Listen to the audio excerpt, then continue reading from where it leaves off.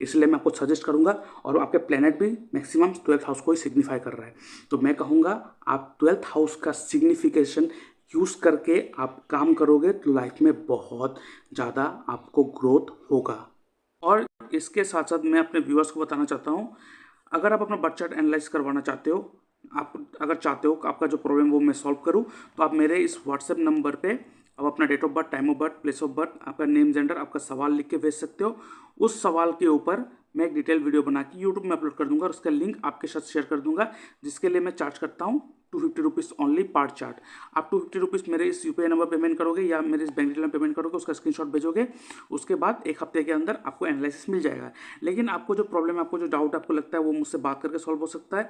आपको मुझसे बात करना है तो आप क्या कर सकते हो, एक फ़ोन कॉल अपॉइंटमेंट बुक कर सकते हो, जिसके लिए मैं चार्ज करता हूँ 500 रुपीज़ ओनली। आप मुझसे बात करना चाहते हो तो 500 रुपीज़ आपको पे करना पड़ेगा। मेरे इस यूपीआई नंबर पेमेंट करोगे या मेरे बैंक डिटेल में पेमेंट करोगे, उसका स्क्रीनशॉट भेजोगे, उसके बाद मैं आपको एक डेट एंड टाइम दे दूंगा, उस दौरान मैं आपसे बात करूंगा, ठीक है। और इसके साथ साथ अगर आपको ऐसा लगता है कि आपको फुल सपोर्ट चाहिए मुझसे, और full support means in the sense आपको यहाँ पे अष्टक वर्ग का भी सपोर्ट मिलेगा, हिट थ्योरी जो नेगेटिव हिट पॉजिटिव हिट हमारे कुंडली में पढ़ते हैं उसका भी सपोर्ट मिलेगा, उसके साथ एस्ट्रो वास्तु का भी सपोर्ट मिलेगा, साइकोलॉजिकल सपोर्ट मिलेगा, उसके बाद मेरा जो नक्षत्र त्रिपाप चार्ट है उस हिसाब से प्रेडिक्शन और सपोर्ट फुल टू सपोर्ट मिलेगा। और यहाँ पे ना कि आप सिर्फ आपका ही चार्ट एनालिसिस होगा, यहाँ पे आपके फैमिली मेंबर का भी चार्ट एनालिसिस होगा, और आपके घर का वास्तु के साथ साथ आपके कुंडली के हिसाब से जो एस्ट्रो वास्तु बनता है, आपका पर्सनल वास्तु बनता है, उसका भी सपोर्ट मिलेगा। तो ये है ना बहुत अच्छा ऑफर। तो इसके लिए आपको क्या करना पड़ेगा, आपको एक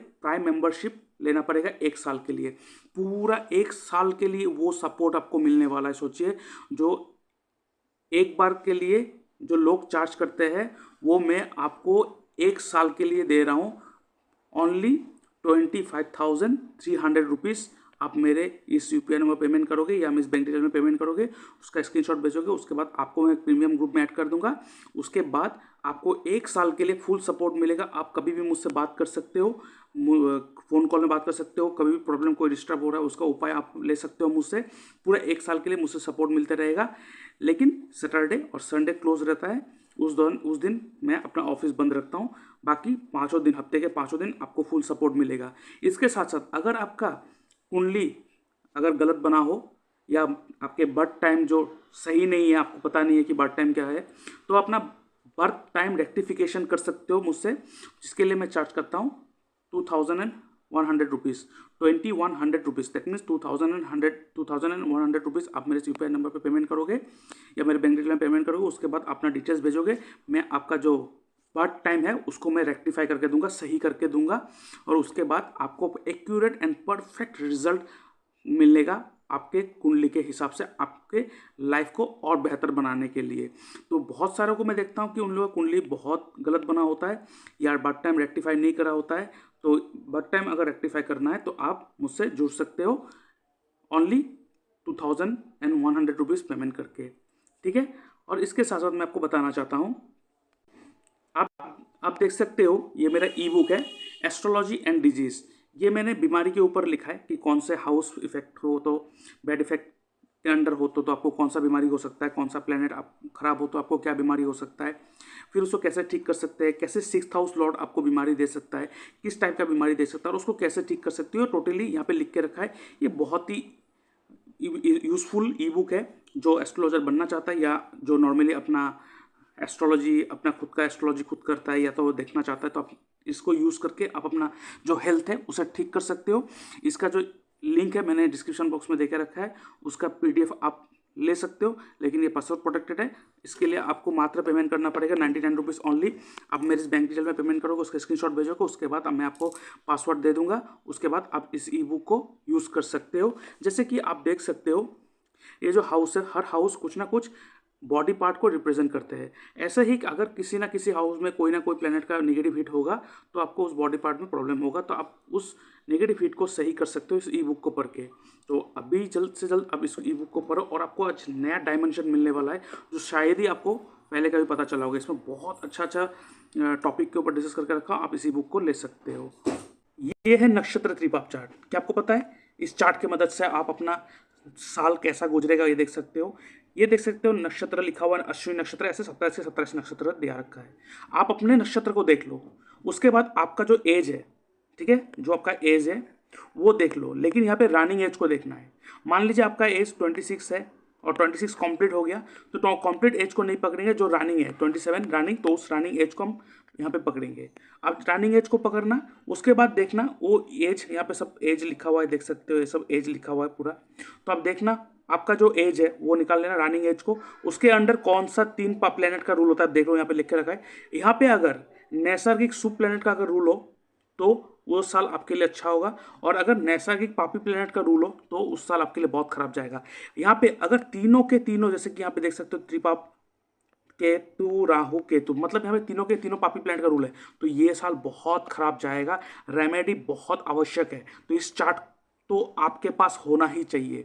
मान लीजिए आपने शादी के लिए अपना कुंडली मिलान कर ली, आपने डेट भी सिलेक्ट कर लिया, सब कुछ सही है, लेकिन ये नक्षत्र त्रिपाप चार्ट अगर उस साल आपका एज में त्रिपाप दिखा रहा है, तो उस साल अगर आप शादी भी करोगे तो वो आपको तकलीफ देगा ही। ये बहुत स्ट्रॉन्ग रिजल्ट देते हैं ये चार्ट। आपको अगर दशा देखना भी ना आता हो, कुछ इशू नहीं है, इस चार्ट को ही आप अगर फॉलो कर लोगे आपका सारा का सारा काम हो जाएगा।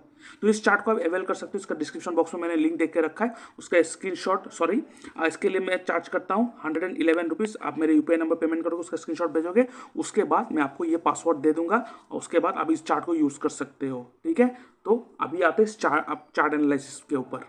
सबसे पहले तो मैं ये बता दूं कि आपके कुंडली में कल्प सर्प योग है, और इस कल्प सर्प योग को कहते हैं महापद्मा कल्प सर्प योग। ये तब बनता है जब आपका राहु 6th हाउस में हो और केतु 12th हाउस में हो। इसमें एक तो पॉजिटिव साइन ये है कि जब ये कल्प सर्प योग एक्टिव होते हैं तो ऐसे लोग को लक बहुत सपोर्ट करते हैं, ठीक है, अपने शत्रु के ऊपर विजय प्राप्त होते हैं, ठीक है, और इनको एक अलग सा सपोर्ट मिलता है ऊपर वाले से, एक अलग सा विजडम मिलता है। लेकिन इसमें एक बड़ा नेगेटिव एस्पेक्ट ये है कि ये बहुत थॉटलेस चॉइसेस देते हैं। थॉटलेस चॉइस मतलब ये व्यक्ति ऐसा चॉइसेस करेंगे कि जहाँ पे अपना दिमाग कुछ नहीं लगाएंगे, बिना मतलब वो थॉटलेस होके काम करेंगे, और उस चीज़ को इनको मतलब वही चॉइस इनको बैकफायर करेगा, इनको बहुत ही निगेटिव हिट करेगा, ठीक है। और इस कल्पसर्प को योग के कारण इनको बिजनेस बहुत सपोर्ट करेगा, और फॉरेन बिजनेस या फॉरेन रिलेटेड बिजनेस या एब्रॉड से इनको बहुत फ़ायदा होगा। तो इसके लिए मैं आपको उपाय देता हूँ, आप ये ज़रूर कीजिएगा। आप for life time every Tuesday morning सुबह नहा धो के आप हनुमान मंदिर जाइए, रेगुलर विजिट करना है आपको, नो डाउट, ठीक है। और हनुमान चालीसा का पाठ आप रोज करेंगे, लेकिन 40 डेज में ही आपको रिजल्ट मिलना स्टार्ट हो जाएगा। सुबह सुबह आप एवरी मॉर्निंग आप हनुमान चालीसा का पाठ करोगे, 40 डेज के बाद ही आपको चेंजेस नज़र आने लगेगा। और ये दो चीज़ आपको लाइफ टाइम करना है, ठीक है। और एक रेमेडी है इस कल्पसर्प योग के लिए, ठीक है। वो क्या करना है आपको, वो करना है आपको सुंदर कांड का पाठ करना है, रामचरितमानस का जो सुंदर कांड है वो पाठ करवाना है, या तो मंगलवार या तो शनिवार, वो भी 108 बार, ठीक है। साल में एक बार कराना है 4 साल के लिए, फॉर 4 years कॉन्टिन्यू, साल में एक बार कराना ही है, वो भी 4 साल। अगर आप हर साल करवा सको फॉर लाइफ टाइम तो बहुत अच्छा होगा आपके लिए, क्योंकि आपकी कुंडली में महापद्मा कल्पसर्प योग का दोष है, ठीक है। और आपका कुंडली आपका जो नक्षत्र है, जिस नक्षत्र में आपने जन्म लिए हो, वो है शतभिषा, इसका मालिक है राहु, और राहु नक्षत्र का मालिक है। दैट मीन्स आपका मून जो है वो राहु के नक्षत्र में बैठा हुआ है। और मून का कैरेक्टर क्या है, मून का character is change of place, movement and travel, वो भी 12th हाउस में बैठा हुआ है केतु के साथ, ठीक है। तो आपको मैं सजेस्ट करूंगा कि आप एवरी मंडे शिव मंदिर में जाके जल चढ़ाइए, और उस जल में थोड़ा कच्चा दूध भी मिक्स कीजिएगा, तो आपके लिए बहुत अच्छा होगा, ठीक है। Every Monday for life time, ठीक है। और मैं क्या कर रहा था, मून का नेचर क्या है, travel, change of place, movement, और वो भी 12th हाउस में बैठा है। 12th हाउस क्या है? Foreign settlement. और किसके नक्षत्र में बैठा है? राहु के नक्षत्र में। तो अगर, और एक चीज़ देखिए, राहु का कैरेक्टर क्या है? Rahu is foreign element, change of place को दिखाता है, अनऑर्थोडॉक्स चीज़ों को दिखाता है। और शनि जो है कर्म कारक, उसके ट्राइन में आप देखिए, शनि के ट्राइन में देखिए कौन बैठा हुआ है? राहु। और मंगल सूर्य है, लेकिन शनि के ट्राइन में राहु बैठा हुआ है। शनि क्या है? कर्म कारक। राहु क्या है? Change of place, movement. तो ओवरऑल आपके कल्प सर्व योग देखा, मून का पोजीशन देखा, और आपके कर्म का योग देखा, सब देखकर एक ही निष्कर्ष निकल रहा है, आप अपना बर्थ प्लेस चेंज करके बाहर चला जाओगे तो आपके लिए बहुत अच्छा होगा। चेंज ऑफ प्लेस का मतलब ये नहीं कि आप किसी दूसरे डिस्ट्रिक्ट में चले जाओगे अपने ही स्टेट के। आपको चेंज ऑफ प्लेस का मतलब आपको ऐसा जगह जाना है जिसका कल्चर, रहन सहन, खान पान आपसे पूरा अलग हो, आपके कल्चर से अलग हो। ठीक है, ये आपको ध्यान रखना है, क्योंकि आपका जो कल्प सर्व योग है ये फॉरेन एलिमेंट, फॉरेन एब्रॉड से फ़ायदा दिखा रहा है। तो अगर आप फॉरेन एलिमेंट यूज़ करोगे, फॉरेन चीज़ों को यूज़ करोगे, इंपोर्ट एक्सपोर्ट का काम करोगे, या तो बाहर जाके काम करोगे, वो जो भी करना है, आपको अनकंफर्टेबल पोजीशन में जाके काम करना है, अपने कंफर्ट जोन को छोड़ के बाहर जाना है, तभी आपको ग्रोथ मिलेगा। और आपका जो नक्षत्र है वो है शतभिषा नक्षत्र, और शतभिषा नक्षत्र का मालिक है राहु। अभी मैं आपका नक्षत्र त्रिपाप चार्ट चेक करूंगा कि इस साल आपका कैसा जा रहा है। ठीक है, देखिए आपका एज फिलहाल है 26। ठीक है, आपका एज फिलहाल है 26 और 27 इस रनिंग, और नक्षत्र त्रिपाप चार्ट में हम लोग रनिंग एज को पकड़ते हैं। तो आपका रनिंग एज है 27 इज योर रनिंग एज, और 27 ये रहा। और अभी जो आपका यहाँ पे रूल कर रहा है, ये रूल कर रहा है इस साल मंगल, केतु और शुक्र। ठीक है, देखिए ऐसे तो एक शुक्र यहाँ पे है, नैसर्गिक शुभ प्लेनेट आपको रूल कर रहा है, तो आपको थोड़ा बहुत रिलीफ तो मिलेगा, फाइनेंशियल सपोर्ट, या तो आपको एक रास्ता तो दिखाई देगा। लेकिन यहाँ पे दो पापी प्लेनेट का रूल है, मंगल और Ketu. Mangal is accident, Ketu is cut. तो आपको थोड़ा बहुत चोट लगने का खतरा है, थोड़ा बहुत खून बहने का खतरा है। तो इसीलिए आपको मैं कहूँगा आप शिव मंदिर में जाइए, पूजा दीजिए, और हनुमान चालीसा का पाठ मंगलवार को विजिट करना ये जरूर स्टार्ट कर दीजिए। हर साल कीजिए, आपके लिए बहुत अच्छा होगा। ठीक है, ये आपके लिए बहुत ज़रूरी है। और ये जो है ये जो सोर्सेज जहाँ से मैंने ये डाला है नक्षत्र त्रिपाप चार्ट, इसको मैंने अच्छी तरह से पूरी तरह से इंग्लिश में कन्वर्ट करके बना के रखा है। डिस्क्रिप्शन बॉक्स में मैंने लिंक दे रखा है, वहाँ से आप परचेस कर सकते हो। ठीक है, और देखिए आपका जो अभी 27 साल है, नेक्स्ट ईयर जब आपका बर्थडे आने वाला है उसमें आपका बुध और शनि रूल करने वाला है, तो ये साल उतना अच्छा नहीं जाने वाला है। उसके बाद शनि, मंगल, राहु तीनों के तीनों पापी प्लैनेट का रूल होगा, वो साल आपके लिए बहुत ख़राब जाने वाला है। तो आपको मैं सजेस्ट करूँगा कि ये जो 3 साल है, ठीक है, अभी से लेके कंटिन्यू 3 साल आपको बहुत सतर्क रहना है। अभी के लिए तो ठीक है, लेकिन नेक्स्ट ईयर जब बर्थडे आने वाला है उससे एक हफ्ता पहले आप अपना कुंडली फिर से मुझसे चेक करवा लेना। उस समय मैं रेमेडी दे दूंगा, इस रेमेडी से आपको ये प्रॉब्लम सॉल्व हो जाएगा, नो डाउट। नहीं तो आपको थोड़ा बहुत फेस करना पड़ेगा। ठीक है, क्योंकि नक्षत्र त्रिपाप जो है वो बहुत ही एक्सट्रीम रिजल्ट देते हैं। इसीलिए ये जो साल है आपका मंगल केतु है, 2 त्रिपाप है, तो थोड़ा बहुत हेल्थ इशू, हेल्थ में थोड़ा बहुत चोट लगना, खून का बहना हो सकता है। तो इसके लिए आपको मैं कहूँगा कि आप मंगलवार को पूजा हनुमान मंदिर में जाना और शिव मंदिर में पूजा करना, ये स्टार्ट कर दीजिए, और वो आपको लाइफ टाइम रखना है। ठीक है, तो ये आपके लिए बहुत ज़रूरी है। लेकिन हाँ, ये साल आपके लिए अच्छा, मतलब थोड़ा बहुत अच्छा जो स्टेप्स है वो आप ले सकते हो, तो जो आपको लेना है। ठीक है, और आपको नया नया रास्ता भी दिखाई देगा, नो डाउट। लेकिन इसके साथ साथ मैं आपका दशा चार्ट भी देख लेता हूँ। अभी जो फिलहाल आपका दशा चल रहा है वो चल रहा है आपका शनि का महादशा चल रहा है। और शनि जो है आपके कुंडली में, देखिए सबसे पहला कुंडली में आपका जो शनि है वो आपके 11th हाउस का और 12th हाउस का मालिक है। कहाँ जाके बैठा है? 2nd हाउस में जाके बैठा हुआ है। देखिए 11th हाउस का मालिक और 10th हाउस का मालिक, सॉरी 11th हाउस और 12th हाउस का, 12th हाउस इज लॉसेस, या तो इन्वेस्टमेंट या तो foreign element for change of place. अभी यहाँ पे देखिए 12th हाउस का मालिक अगर 10th हाउस में 2nd हाउस में जाके बैठा, 2nd हाउस इज व्हाट? पैसा। तो क्या कह रहा है? आप जितना खर्चा करोगे आपको उतना ही पैसा मिलेगा। आप इन्वेस्टमेंट करोगे तो आपको बहुत ज़्यादा पैसा मिलेगा। ज़्यादा सेविंग के चक्कर में जाओगे तो बुरी तरह फंसोगे। और एक चीज़ अच्छा क्या है, नाइन्थ हाउस का मालिक आपके सेकेंड हाउस में बैठा है, आपको लक तो मिलेगा, लक सपोर्ट करेगा इन टर्म्स ऑफ फाइनेंस। और साथ में साथ सिक्स्थ हाउस का भी मालिक यहाँ पे बैठा हुआ है। तो यहाँ पे क्या दिखा रहा है आपको, ऑपोजिट सिचुएशन से, किसी निगेटिव सिचुएशन से आपको फायदा दिखा रहा है, ठीक है। और यहाँ पे कल्पसर्प जो योग है वो भी आपको विपरीत परिस्थिति से फायदा दिखा रहा है। तो आपके लाइफ में जो भी विपरीत परिस्थिति आएगा, जो प्रॉब्लम आएगा, वो आपको फायदा देने के लिए आएगा, लेकिन हाँ थोड़ा बहुत आपको शट आउट करके रख देगा, हिला के रख देगा, नो डाउट। जैसे कि आपने कहा सर फादर का सडन डेथ हो गया एक्सीडेंट से, वो उसके लिए बहुत मतलब सुन के बहुत ख़राब लगा। चलिए कुछ ये तो हमारे हाथ में नहीं, ऊपर वाले के हाथ में है। करानी यह तंत्र विद्या हुई है क्या? देखिए तंत्र विद्या हुई है क्या, ये तो आप अच्छे से कोई एक अगर सिद्ध पुरुष सिद्ध साधु होगा तो उनको बुला के अपना घर चेक करवा लीजिए, मालूम चल जाएगा। और ऐसे भी तो मैं चेक करके देख सकता हूँ, लेकिन मैं वहाँ पे हूँ, मैं वहाँ पे होता तो मैं देख के बता देता, लेकिन मैं यहाँ से तो मैं बता नहीं सकता। लेकिन ये कुंडली से थोड़ा बहुत पता चलता है, लेकिन हाँ थोड़ा बहुत एनर्जी डिसबैलेंस है आपके घर में।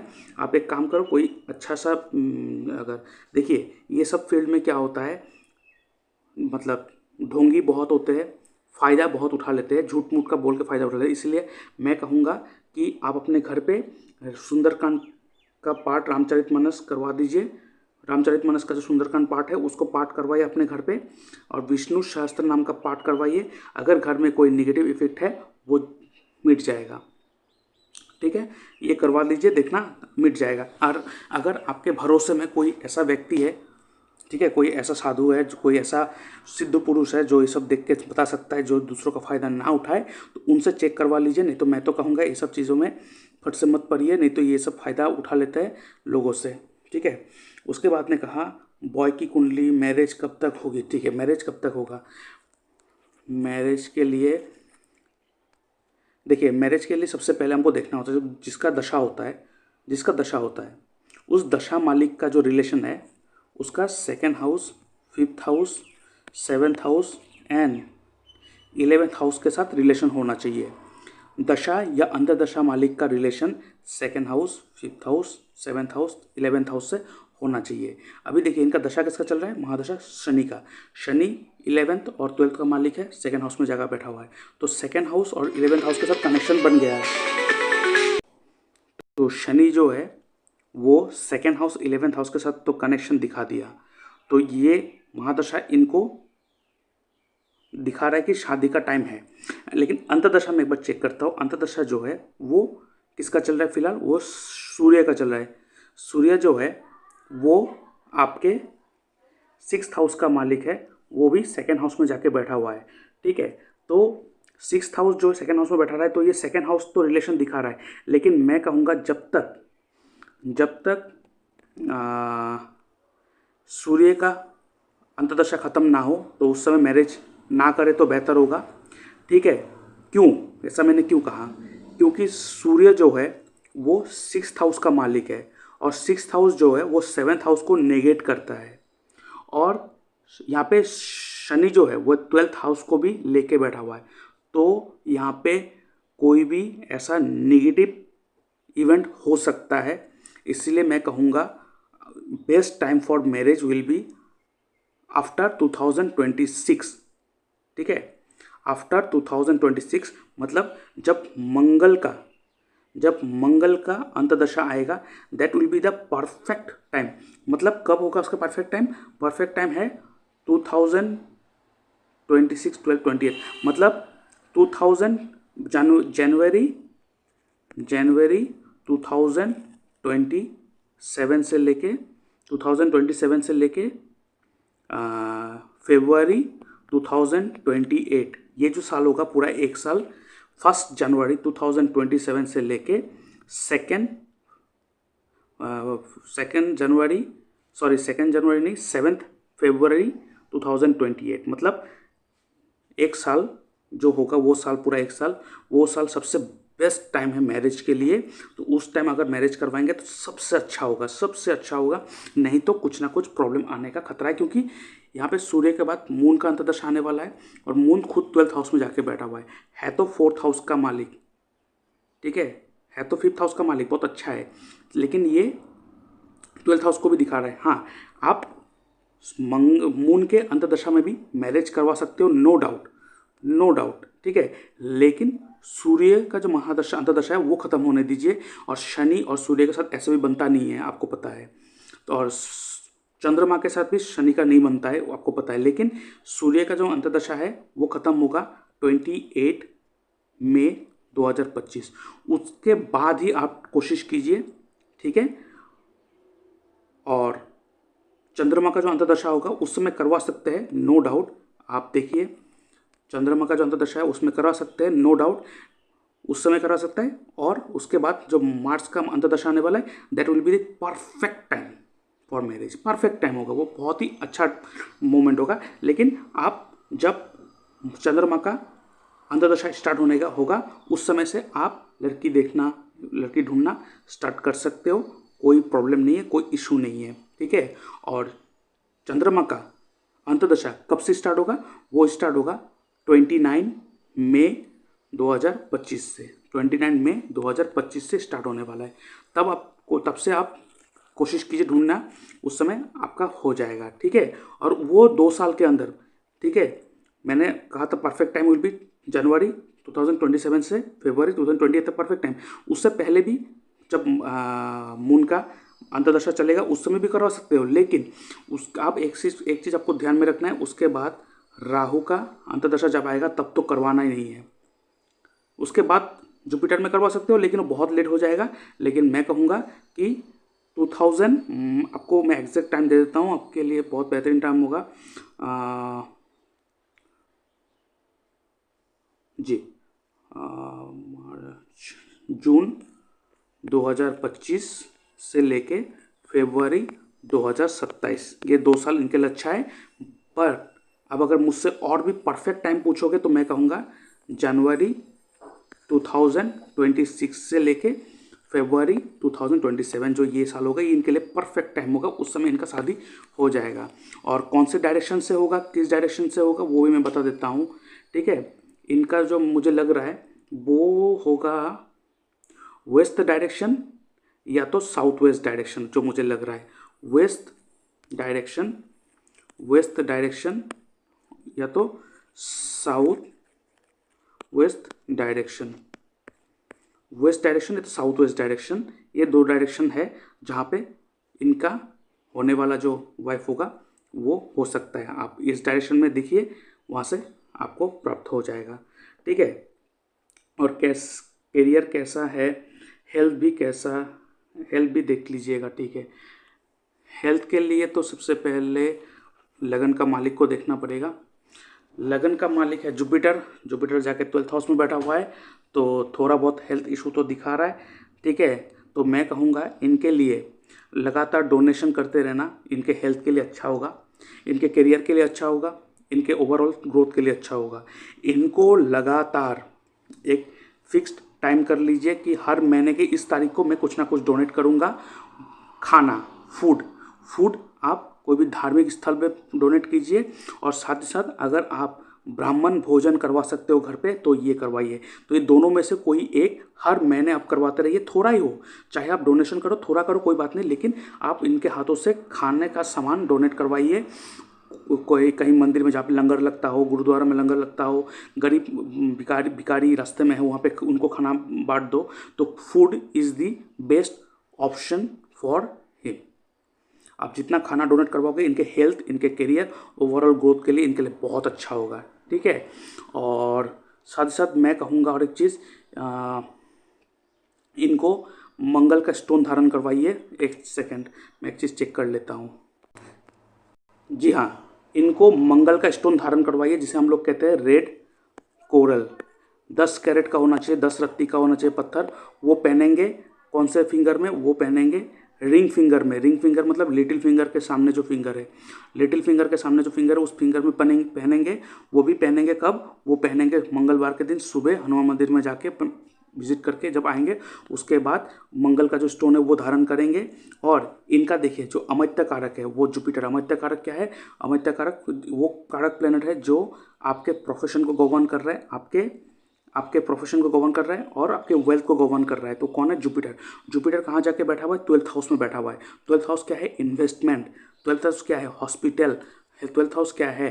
फॉरेन। तो इनके लिए कोई भी मेडिकल का काम, मेडिकल इक्विपमेंट का काम, बिजनेस का काम, क्योंकि इनका देखिए और एक चीज़, इनका और एक चीज़ देखिए, 7th हाउस का जो मालिक हो लगन में जाके बैठा है, तो इनको बिजनेस करने का बहुत मन होगा, नो डाउट। तो अगर ये बिजनेस करना चाहेंगे तो ये बिजनेस कर सकता है, ठीक है। वो भी किस में करना है? कोई भी मेडिकल इक्विपमेंट्स में, ठीक है, मेडिकल रिलेटेड चीज़ों में, या तो इंपोर्ट एक्सपोर्ट, या तो फॉरेन।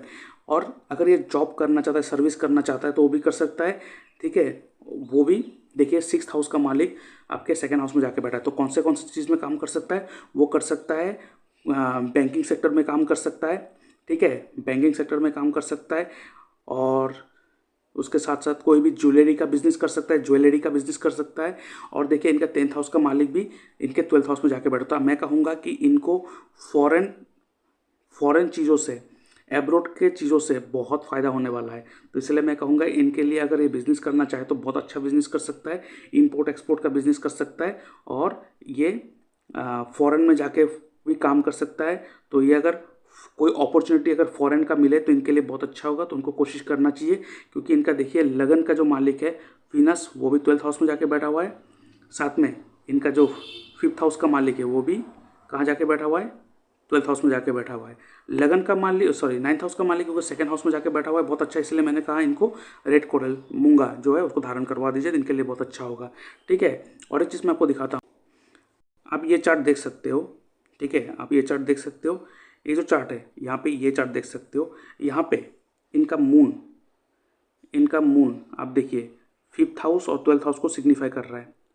इनका वीनस आप देखिए, लगभग इनका सारा प्लेनेट, राहु देखिए 12th हाउस को भी सिग्निफाई कर रहा है, 8th हाउस को सिग्निफाई कर रहा है, वीनस 12th हाउस को सिग्निफाई कर रहा है, जुपिटर 12th हाउस को सिग्निफाई कर रहा है, मर्क्यूरी भी लगभग 12th हाउस को, मतलब यहाँ पे भी देखिए मार्स भी 12th हाउस को सिग्निफाई कर रहा है। मतलब देखिए इनका लगभग सारे के सारे प्लेनेट, मून भी 12th हाउस, मतलब सन को छोड़ के और केतु को छोड़ के, ये दो प्लेनेट को छोड़ के बाकी 7 के 7 प्लेनेट 12th हाउस को सिग्निफाई कर रहा है। इनके लिए 12th हाउस बहुत ज़्यादा एक्टिव होके रखा है। इसलिए मैं उनको कहूँगा कि ये अगर फॉरेन से अगर रिलेटेड कोई भी काम करेंगे इनके लिए बहुत अच्छा होगा। और एक मैं एक चीज़ दिखाता हूँ आप, ये देखिए इनका अष्टवक्र चार्ट है। अष्टवक्र चार्ट में आप देखिए 10वें स्थान जो कर्म का हाउस है वहाँ पे कितना पॉइंट आया? 42, सबसे हाईएस्ट पॉइंट आया है। और देखिए यहाँ पे जो लाभ स्थान है 11th हाउस में कितना? 37। दैट मीन्स ये जितना मेहनत करेंगे उससे कम ही इनको प्राप्त होगा, तो ये सही नहीं है। तो इनको थोड़े कामों से ज़्यादा प्राप्त होना चाहिए। तो मैं कहता हूँ कि आपको पता है 11th house is all about प्राप्ति, और वहाँ पे कितना पॉइंट है? 37। तो क्यों ना आपके 11th हाउस को मैं चेंज कर दूँ। मतलब आपके कुंडली में सबसे हाईएस्ट पॉइंट कहाँ आया है?